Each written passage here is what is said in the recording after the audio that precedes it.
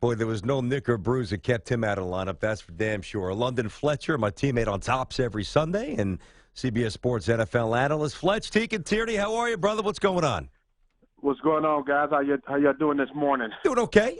There's so much to react to. There were some gutsy coaching decisions going for two-point conversions. There were some big upsets, some alarmingly bad performances by the Broncos offense. I mean, Week 15, Fletch, there's a lot of stuff to latch onto. What was the biggest takeaway for you yesterday? I think Tennessee going into Kansas City and getting a win, I felt like Tennessee would have a chance just because of their running game, their physical run game, but I thought, Kansas City would ultimately win the game. And then when you see Tyreek Hill rip off that big touchdown run early in the game, you're just like, oh, okay, this is gonna be a cakewalk for the Kansas City Chiefs. But then the grit and the resolve of that Titans team, and Malarkey, who I played for in Buffalo, going for two, coming up short, and then this team coming away with that victory, on the last second field goal.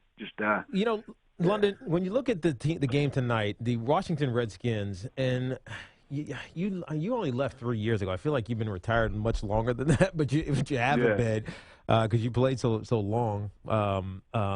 But I think about what Jay Gruden has done and the way he's changed the perception of who he is in Washington. Because early on, it was right after Shanahan, he comes in.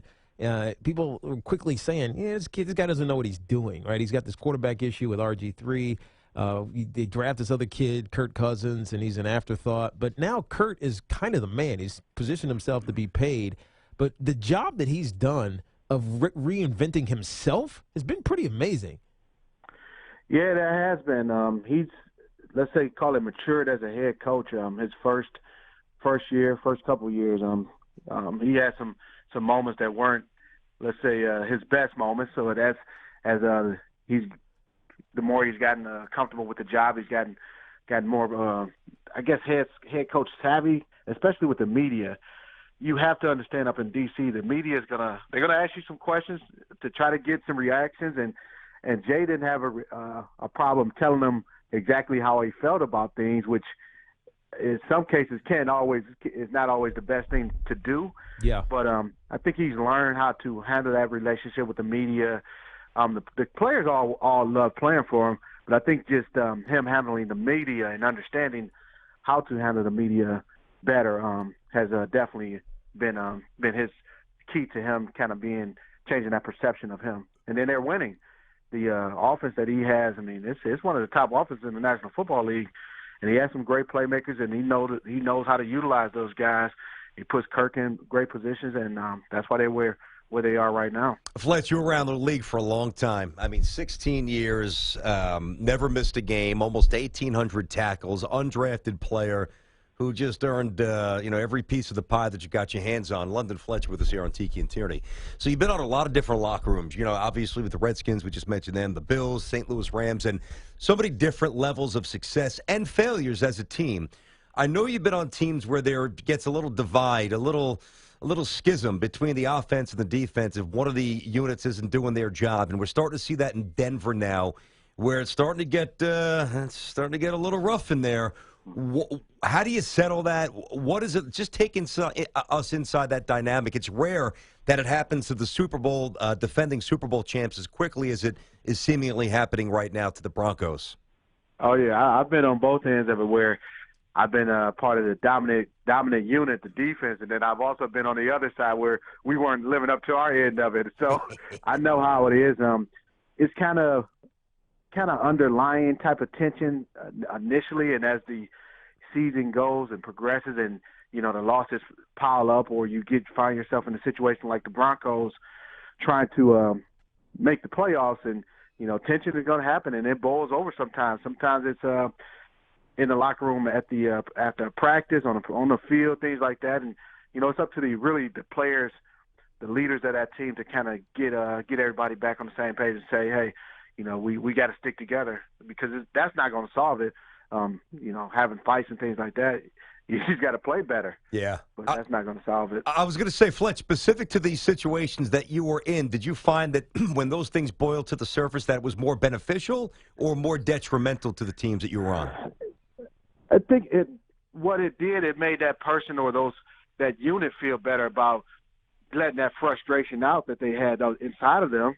So they probably felt better about it, like, I've let that person or that unit know, or that side of the ball know how we were feeling. But I mean, it still continued. Like we didn't all of a sudden play better. We didn't get better players with things like that. And that's with the Broncos. I mean, it's like they're not going to get better offensive linemen. That's just not going to happen. They can't block anybody. So you can have the fights or whatever you have, but it is what it is. It is what it is. These are the guys you got to go to war with. So best thing is try to build up their confidence, man. Oh, boy. That's the best thing you can do. Seems like the only option at this point. Talking to London Fletcher, terrific, almost a 2-decade career, which is just ridiculous, and he's with us here on Tiki and Tierney. Yeah, Mike Shanahan was your coach, but his coordinator was his son, Kyle Shanahan, in your last year. Now, we've been talking a little bit about some of these openings that are coming up. One is in Los Angeles, and we think it takes a different kind of celebrity-ish coach to be out there. But Jacksonville is another where there seems to be enough talent offensively for a guy like Kyle Shanahan to step in and maybe change the culture. What kind of head coach will he be when he gets the opportunity? I think Kyle's going to be an excellent head coach. He's been around it all his life. He's had great success when he was a coordinator down in Houston under Kubiak, and then even coming to Washington. You saw what he was able to do with RG3 and Alfred Morris their first year. I think with Kyle, he can succeed, whether it's L.A., Jacksonville, wherever the case may be, when he gets his opportunity, because he understands the dynamics and the things that you're dealing with, and whether it's from a media standpoint, as I was talking to you about Jay Gruden, and Washington's a big media market too. So I don't know that you need a celebrity head coach in L.A. I think you need to play a certain type of style, and his style of play, he's going to take shots down the field. They're going to run the ball successfully. They want you to put on the show in L.A. So that's the thing. You got to win in a certain type of way. You saw what Pete Carroll was able to do at SC. But Jacksonville, they do have a great deal of talent. They got to get the quarterback situation figured out down there. But wherever Kyle ends up, he's creative enough and also adaptive enough to say, let's just assume he goes to, if he was to get the L.A. job. Mm-hmm. Well, Goff is your franchise quarterback, or you hope he will be your franchise quarterback. Kyle has had success with young quarterbacks. He knows how to get the best out of them. He's not so set in his system that he won't also put in some things that will work to Goff's strengths.